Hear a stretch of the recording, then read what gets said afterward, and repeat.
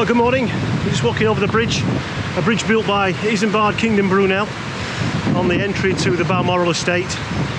It's a fairly brisk morning this morning, yes. Typical Scottish morning. We're looking forward to this day very much. Helen being an avid fan of castles. What's your excitement level like, H, on a scale of 1 to 10? On a 1 to 10, it's probably about a 12. About a 12, that's good. 12 today, yeah. Poppy's got a lead on. Helen says Poppy's going to be on her best behaviour today. Oh, yes. Yes. We'll see, won't we? We're walking up to the entrance of the place.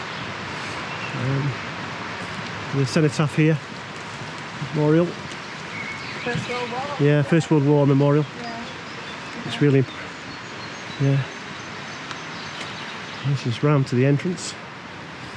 Not sure what we can and can't film, but I'm sure we'll be told very shortly. So we'll get back to you in a little while.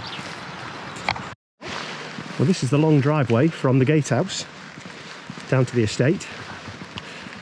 Thankfully, at the moment, the rain's holding off. It's got that feel of a typical Scottish day, though, where I think it will rain off and on all day. But we can live with that. In fairness, we've done very well. The weather on the Isle of Mull really, most of the time, behaved itself. We're going to go down to the main office, pick up a couple of audio instruments so that we can listen, and then have a walk round. And apparently the only place that I can't film and take photographs is in the ballroom itself, which is the same at Sandringham and all of the royal properties we've been to. So, happy days. And I think that's the house where the deer gets hung when there's hunts on the estate. You see the antlers around the top as well. I think that's what that is. It's all to do with estate business and not open to the public, that one in particular. As you come round the corner, some more estate properties. It's not the main house. It's the, not sure what that is yet, but once we get the audio information, we'll find out a little bit more, I'm sure.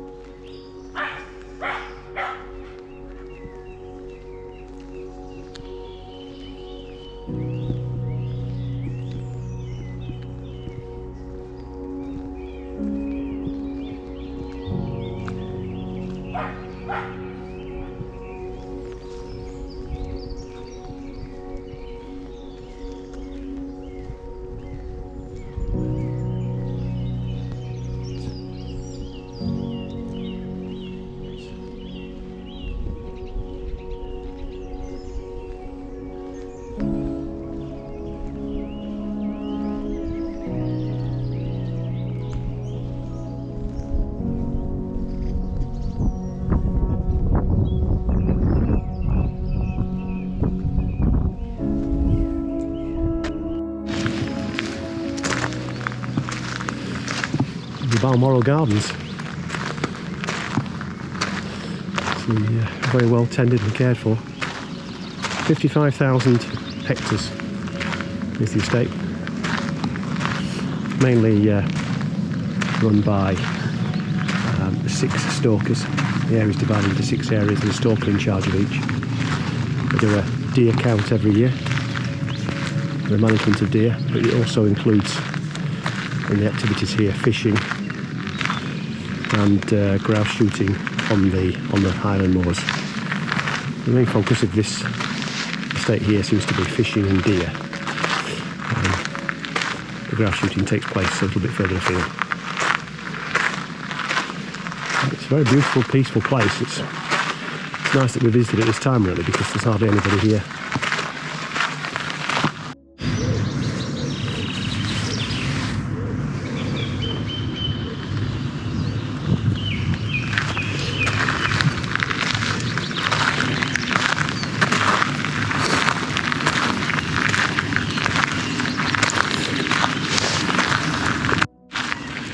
It's interesting that I'm doing the narration for this, because normally this is Helen's world. She loves, as Tash from Life Beyond Bricks would call it, rubble, historical buildings of all shapes, sizes, conditions. Is Helen's thing. We're also fairly staunch royalists, having worked with the Queen for most of our lives. So we're always quite happy to be here. But get back to my story. The main reason why I'm doing this and not Helen is that she's got the audiophone clamped to her ear, inwardly digesting all available information and data that's on, so she can't do both things. So I'll try and keep up, and I'm sure she'll correct me later if I get anything wrong. Also, as well, it's very difficult walking around with a 6-month-old puppy and trying to listen to the audio and narrate at the same time. So fair dues to her. She's probably got enough on.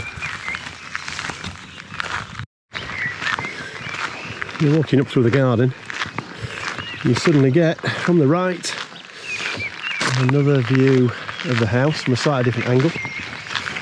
And you walk through this beautiful piece of pathway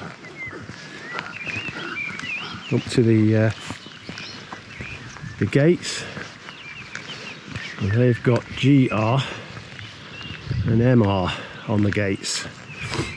So, and GR obviously got to be George Rains. I have to check that, but maybe it's Mary.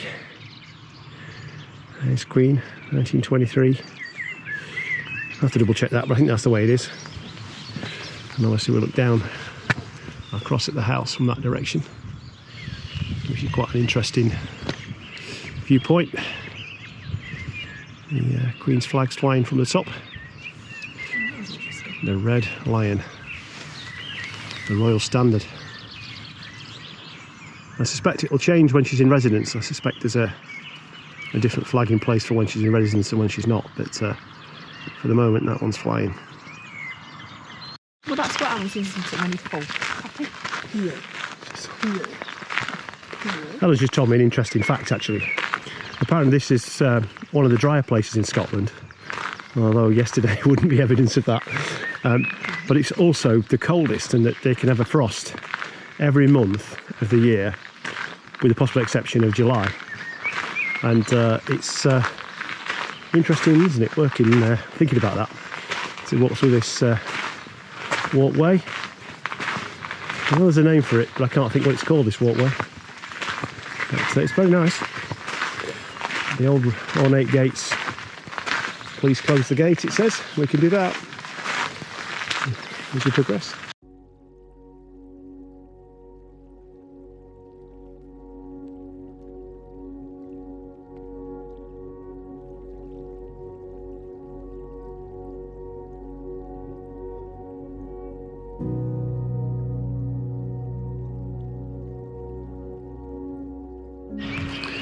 That might have been a swing used by the children, I think. So trying to work out what this was, and originally we thought it was some kind of thing for hanging beasts from, but we quickly dispensed that and realised it's just actually an old swing frame, possibly we used to my royal children to swing on. But it is obviously a handmade thing, and it does have elements of rope attached to the chains, so that's probably what it was used to swing from. But, yeah, interesting. This is really a beautiful place. It's very, very peaceful. If you're going to visit, this is a good time to come. I can only imagine it must be swarmed in key visitor time. And of course you can't access the grounds in August and September because the Queen's in residence. So mark it in your diaries, folks, if you want to come. May's a good time. Or at least evidence suggests that. We'll just swing round. Tree planted by Queen Victoria to mark her 80th birthday. This one was? I think so. I think that's a yew tree. Yeah, a yew tree. And this was used by Queen Victoria to have a breakfast Really? in the morning. In that building? In the building here, yeah. Okay. And she used to sit out on the veranda and do her paperwork. Ah. And it was then one of the ladies in waiting got scarlet fever, So came and lived here until she got over the fever, and then Victoria started to use it again. And the water garden behind was designed by the Duke of Edinburgh. Interesting. And there are places like this all over, little houses like this, cottages all over the estate. One was used by the gentleman Kareem, who came to teach Queen Victoria Hindustani. And apparently he became more disliked than John Brown ever was. And then he went back to India. But I think there's a film about that, isn't there? That, it seems to ring some bells. Judi Dench was Queen Victoria, I think, in it. Yeah. Another interesting fun fact is that the gardens here are 1,000 feet above sea level. Interesting. I suspect that's a surveillance camera, don't you? I would say so. Yeah. I suspect the security on here has to be so high. It's have to watch for people. That must be the water garden through there. Yeah. So which way did we go? I don't know. I don't know if you can. I guess I don't know if you go under the trees or what you do.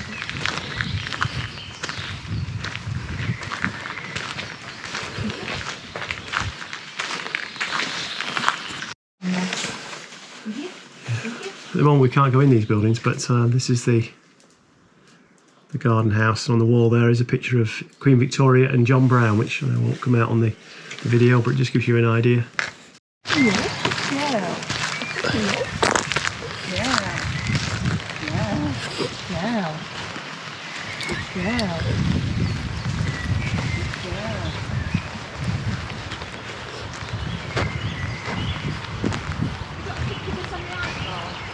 I'll get one.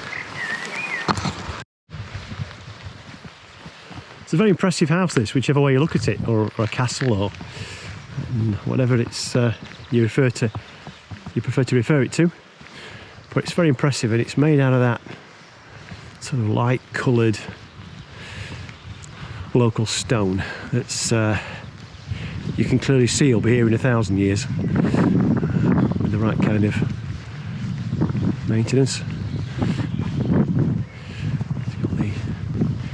Dates of different parts of it, 1855, emblazoned into the tops of the drain pipes. Presumably it was 1855 when it was built. 1853, the ground stone was put down by Queen Victoria. Yeah, if you didn't pick that up, Helen's just explaining it. 1853 was the ground stone, was first put down by Queen Victoria. It looks like it was finished in 1855. There's certainly 1855 embossed on the building in a number of places. Of course, bought by Albert, or commissioned by Albert for Queen Victoria. And we know that the current Queen loves it and comes every year. Sadly, the first year this year, of course, without the Duke of Edinburgh. God bless him. But yeah, this tower's interesting. And, again, with 1855 and emblazoned on the building fascia. Of course, with the waterfall in the front.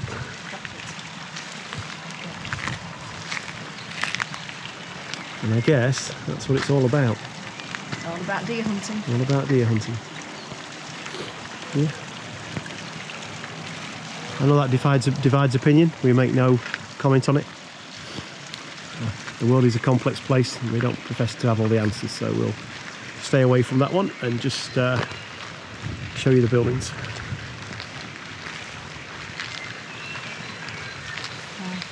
It's beautiful.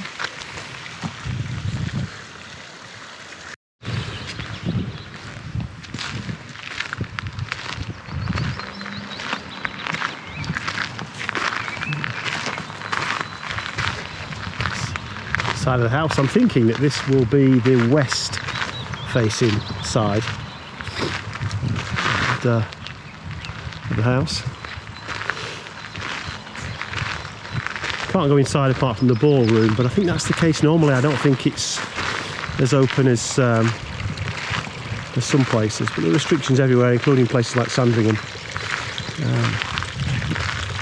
which is local to us. We've been a couple of times. It doesn't really bother me too much. Actually, much before the grounds and looking at buildings from the outside anyway, so it's not such a problem. And, this is your pan.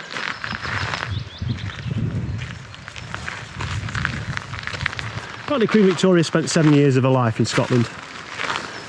It's obviously always had a very special affection for the royal family, and in fairness, you can't blame them, can you? Scotland's a wonderful place, and we're very privileged to be able to come here.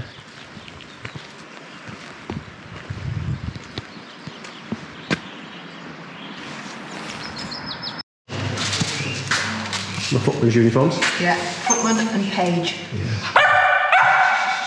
Poppy, no. Quiet. No. Quiet.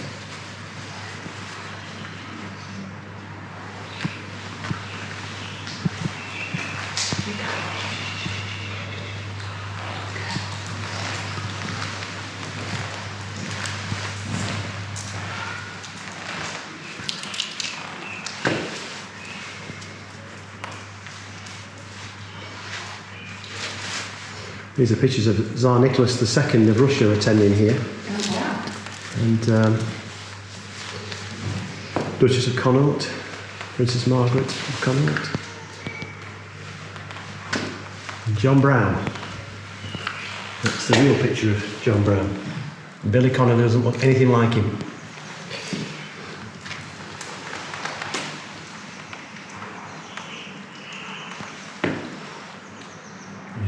Castles. So information about the building.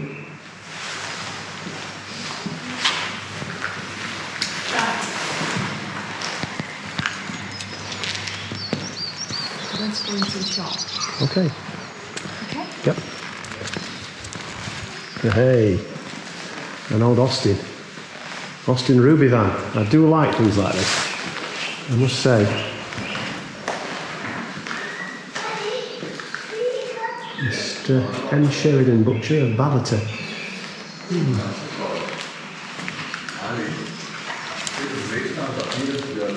Edinburgh dog cart.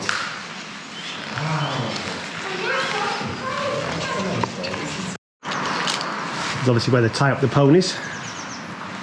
There's a big sign saying please don't feed or touch the ponies. There's no ponies here today. We'll see evidence of where they are tied up. Not quite sure in what context they are used. Probably just for leisure.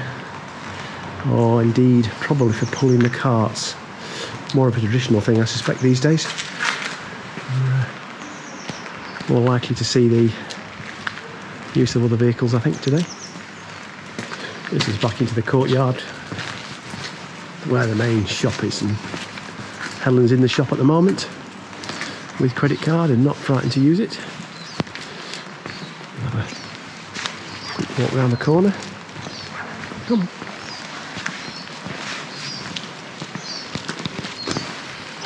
There is the Defender, the good old Land Rover Defender.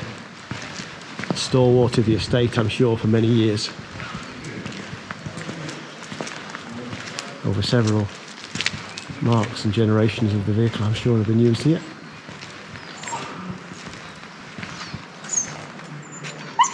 Which is pretty cool. And we're back towards the Motorhome Park. Nice space here for about 6 motorhomes.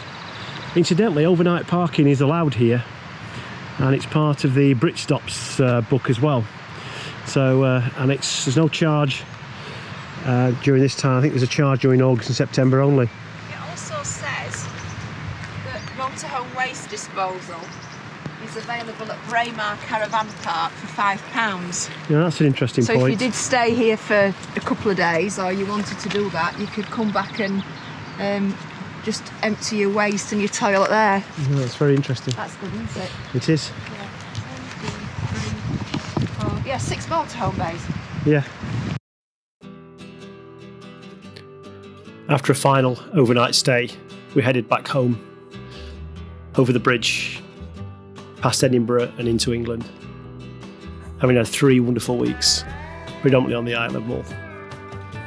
I've created a playlist with all the Mull videos on in our YouTube channel, so please feel free to visit them if you haven't watched them already. If you do like the videos or have enjoyed them, please subscribe to the channel and give us a thumbs up.